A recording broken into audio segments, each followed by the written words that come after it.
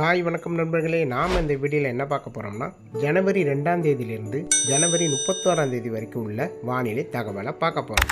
ஜனவரி 2ஆம் தேதியிலேருந்து ஜனவரி 7ஆம் தேதி வரைக்கும் இடைப்பட்ட தேதிகளில் தமிழ்நாட்டில் இரவு மற்றும் அதிகாலை நேரங்களில் பனிப்பொழிவு மற்றும் குளிர்காற்று காணப்படும். பகல் நேரங்களில் மிதமான வெப்பநிலை காணப்படும். இதன் பிறகு வங்கக்கடலில் இலங்கை அருகே ஒரு காற்றழுத்த தாழ்வு பகுதி ஒன்று உருவாக போகுது. இதனால் தமிழ்நாடு முழுவதும் ஜனவரி 8ஆம் தேதியிலேருந்து ஜனவரி 12ஆம் தேதி வரைக்கும் சாரல் மழை, மிதமான மழை, ஒரு சில இடங்களில் கனமழையும் பெய்ய போகுது. அதாவது ஜனவரி 8ஆம் தேதி கடலோர மாவட்டங்களில் முதல்ல மழை ஆரம்பிக்கும்.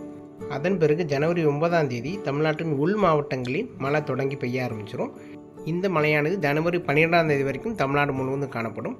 எல்லா இடங்களையும் ஒரே அளவு மழை இருக்காது. சில இடங்களில் சாரல் மழை, சில இடங்களில் மிதமான மழை, சில இடங்களில் கனமழை பெய்யும், சில இடங்களில் மழை பெய்யாமையும் ஒதுக்கவும் செய்யும். வானம் மேகமூட்டமாகவும் இருக்கும். ஒரு சில இடங்களில் வெயிலும் காணப்படும்.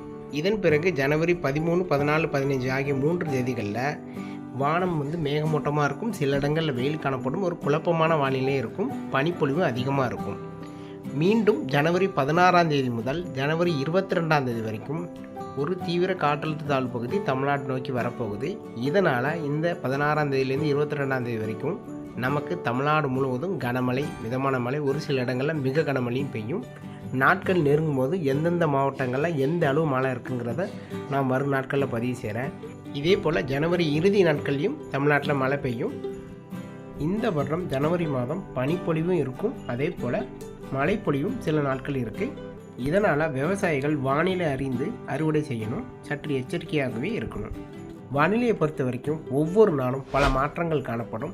ஸோ தொடர்ந்து இந்த சேனலை சப்ஸ்கிரைப் பண்ணி வச்சுக்கோங்க. அப்படி பெல் ஐக்கான் கிளிக் பண்ணி வச்சுக்கோங்க. அப்போ தான் நான் கொடுக்குற வானிலை தகவல் உங்களுக்கு வந்து சேரும்.